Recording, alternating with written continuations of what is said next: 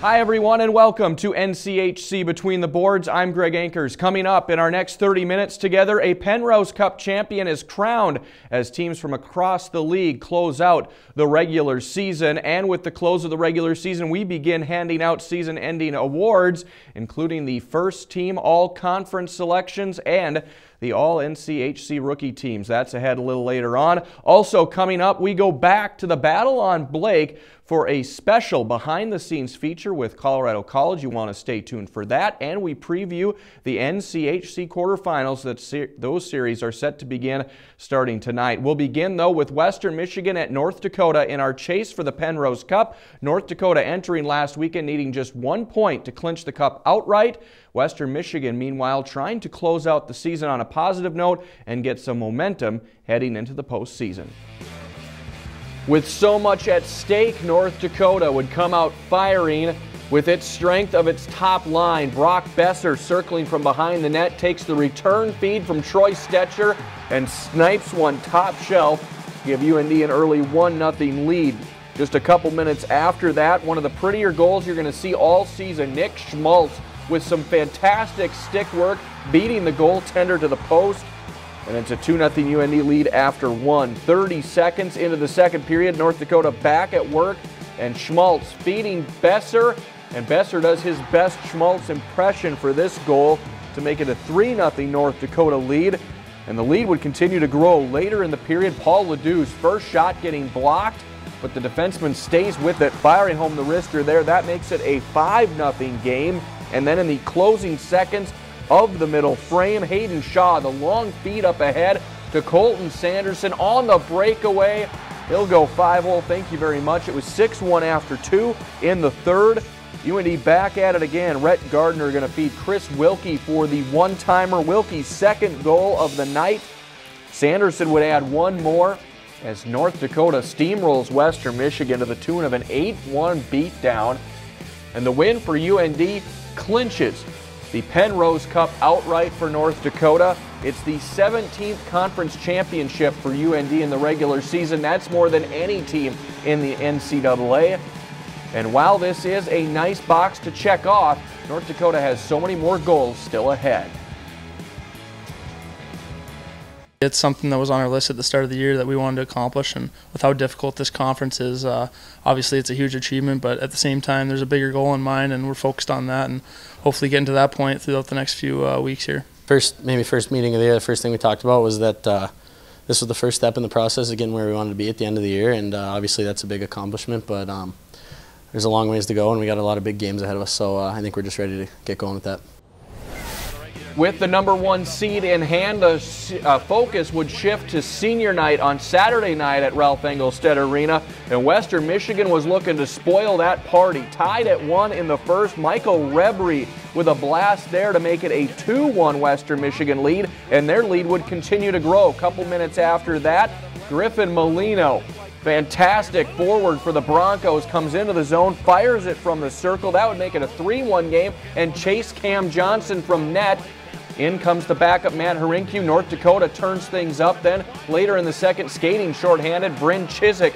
If at first you don't succeed, try again. Follows it up for the goal there to make it a 3-2 game in the second. Then later in the period, Gage Osmus with a blast from the point, tipped out front by Shane Gersich as North Dakota retakes the lead at 4-3.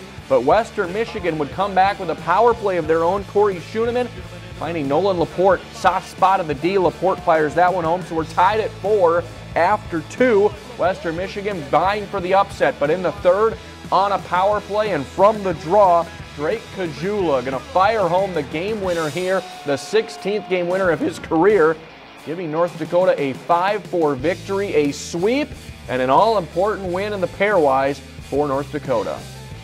I think in the first period we kind of tried to play more of a finesse game, and that's not like the way we like to play. So we kind of sat down in the intermission, just said get back to the basics, get back to what we do, and you can see as the second period progressed and into the third period we started doing the more things that we do, and obviously we started scoring goals and creating momentum for ourselves, and I think that's why we ended up coming out with the W. A bunch of leaders in the locker room at first intermission just kind of stepped up and said, hey, all right, no more goofing around, it's time to kick it into gear. And, I kind of you know, we were down 2 goals, but in that first intermission, there's no doubt in my mind that we're going to come back and win this game just because I know the kind of team that we have, and it's really something special. With the #1 seed in the NCHC tournament set, we shift our focus to the battle for the #2 seed. When we return, we'll check in on the action from St. Cloud State and Denver.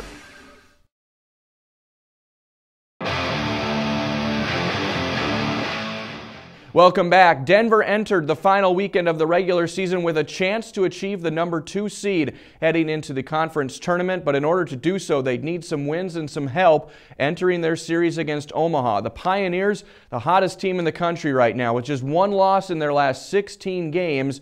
Omaha, a much different story with just 4 W's in their last 14 outings. So the question would be, could Denver stay red hot, or would Omaha finally turn things around and close the regular season on a positive note? Denver with a flurry in the first. Look at Troy Terry, Quentin Shore taking a whack at it, and Grant Arnold sneaks in and gets the goal to give Denver a 1-0 lead after 1. In the second, Denver working a power play, and Will Butcher, what a shot he has, makes it a 2-0 Pioneers lead. Then later in the period, Trevor Moore coming up with a great drop pass here to Dylan Gambrell. The fabulous freshman for the Pioneers makes it 3-0. And at the other end of the ice, Tanner Jellett was fantastic for Denver on Friday night, stopping Justin Parizek on the breakaway there. Jellett with 26 saves as Denver gets a 3-0 shutout victory. Big win for Denver. Coach Jim Montgomery, your thoughts? I actually thought the first period was the worst period we've had during this streak. I thought we were a little lackadaisical, and mentally we weren't very sharp, but give the guys credit, you know, and during the first intermission they really regrouped. Omaha would provide some pushback on Saturday against Jim Montgomery's group.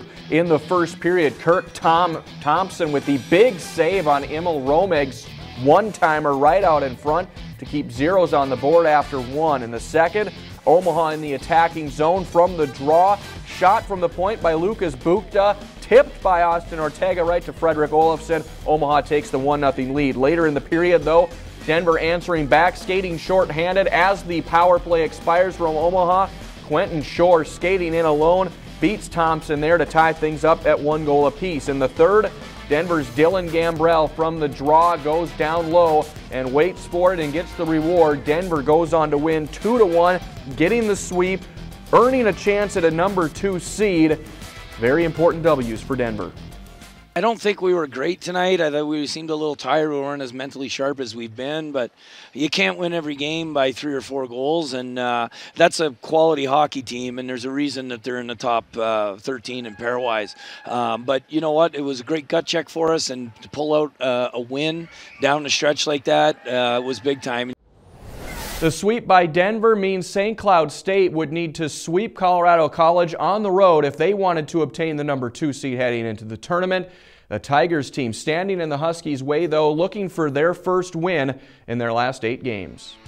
St. Cloud State, though, not going to make it easy after getting swept at home to Minnesota Duluth last weekend. Tied at 1 late in the first. Ethan Prow on the power play with a blast from the blue line, giving St. Cloud State a 2-1 advantage as the teams head to the locker room. Coming back out in the second, more St. Cloud State. Joey Bennick with some open space on the backside comes in for the goal to make it a 3-1 Huskies lead. Colorado College trying to answer back midway through the period. Matt Hansen coming into the zone just throws one on net. What a shooter's goal that was to make it a 3-2 game.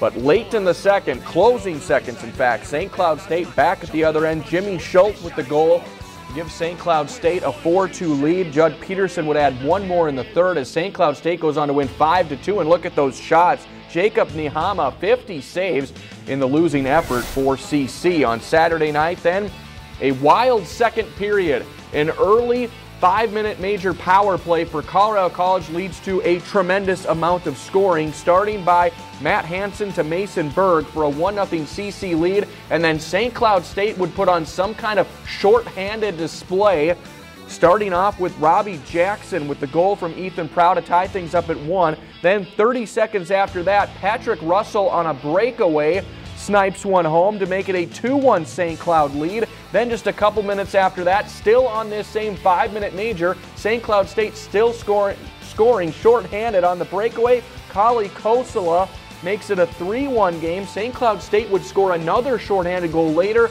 as they go on to win in a rout 9-3 the final, the sweep giving the Huskies the number 2 seed. With the top 3 and the bottom 3 spots all locked up, there's only one thing left to decide, and that's the final spot for home ice. Minnesota, Duluth, and Miami battle it out for that right next as you watch NCHC Between the Boards.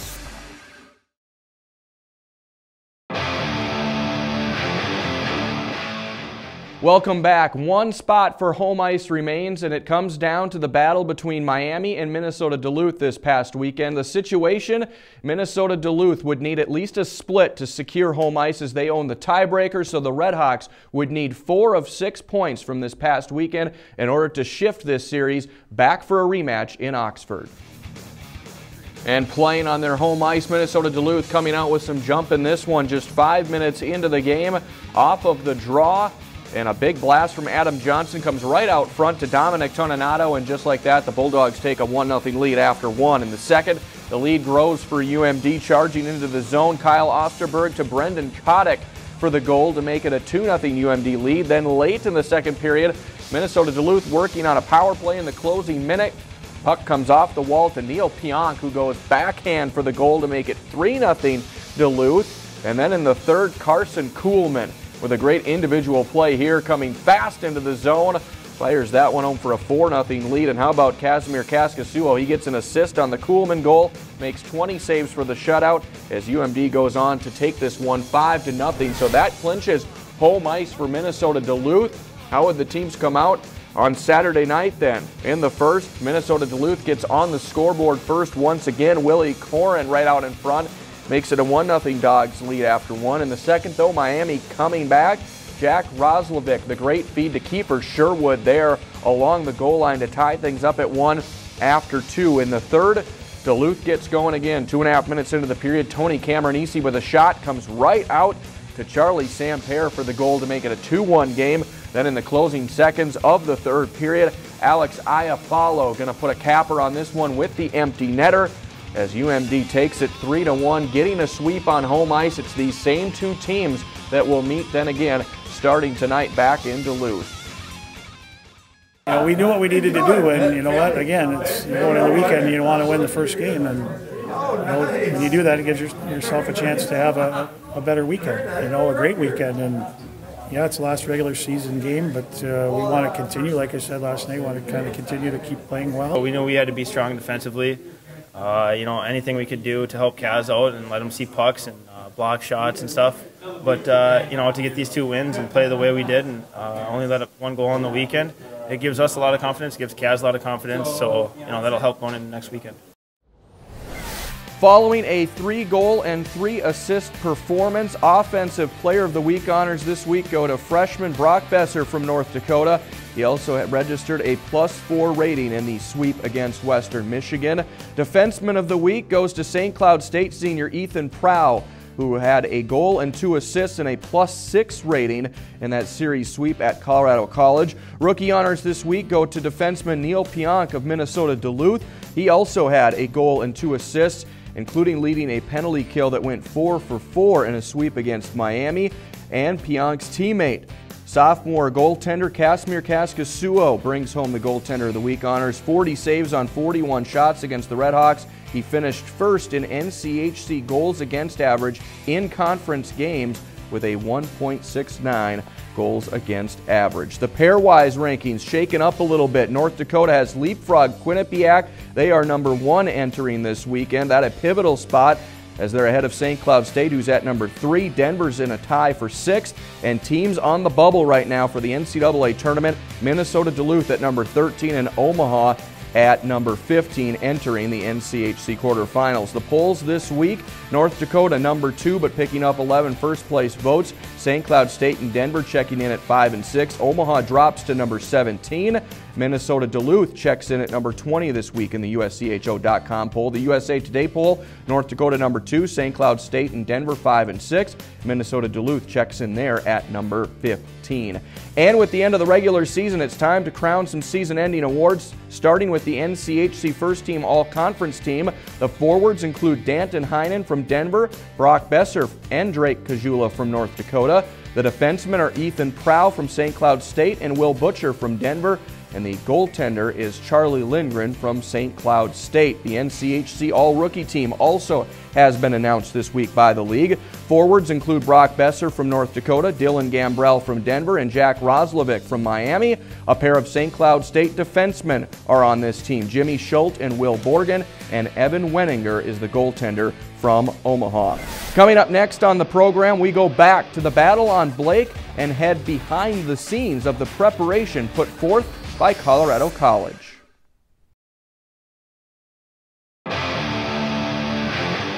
Welcome back. Teams put forth a lot of preparation each and every week going into a weekend series, but when you're faced with a special and unique event, like the game at Coors Field between Colorado College and Denver a couple weeks ago, you're going to put in a little bit more work than usual. Here's a behind-the-scenes look at just some of the prep work the Colorado College Tigers put in heading into their big game.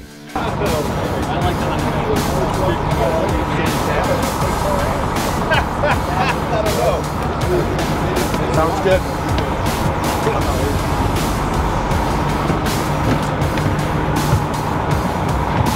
Be right here where you're sticking this lane here. Don't even let them think about coming up here, okay? You got time and space there, and if this is their other guy, get here. Go ahead. Stop. Stop here. One thing they're really good at is back pressure everything. And they lift stick. You gotta be really strong on your stick. Stick checking too much. Okay, go ahead. Watch what happens. Gerds jumps. Drew, what do you need to do to stay on your skates? You know, I wish I could, you know, give them tips and stuff, but this is a totally different element. This atmosphere is totally different than what I've ever played in. I think we have a chance to jump teams in the standings if we can get 3 points out of this weekend, and especially because of last night, like we really need to bounce back.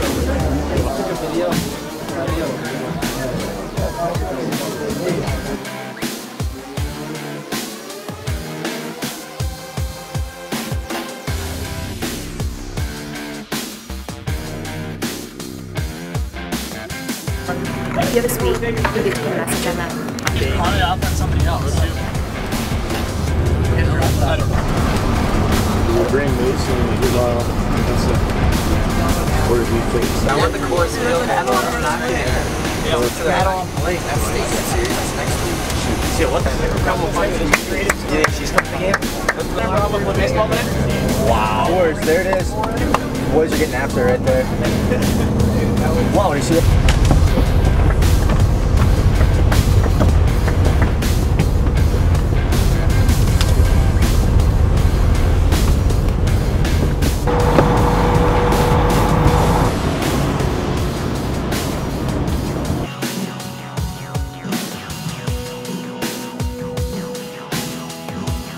Don't be on the offensive side of him here, all right? Don't be on this side here, folks. You got to get inside here because any rebounds there. But we got to take care of that rush again. We have to up our intensity, all right? Up the ante here, men, okay? You can't come in here and dip your toe in and say, let's see how it goes here tonight. I'm talking about 60 minutes of hard-nosed hockey. These don't come along very often, all right? You have to seize the moment. You're not only playing for the guys in this room, you're playing for every alumni that ever came through here. And you will be remembered for the rest of your life. All right? To go show everybody in the country and in the world. Okay? When he pushes, you're in the middle. You're the F2. Okay?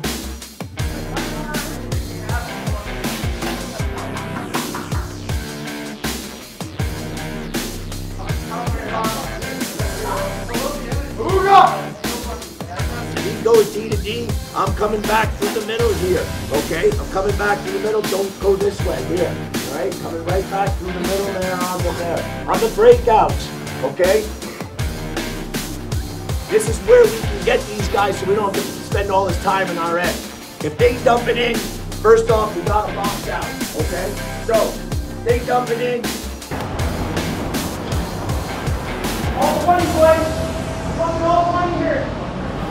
Some pretty neat stuff there. It was certainly a very memorable event for Colorado College and Denver a couple weeks ago in Denver at Coors Field. Well, still ahead on the program, it's win or go home for several teams this weekend. We preview the NCHC quarterfinals next on NCHC Between the Boards. Stay with us.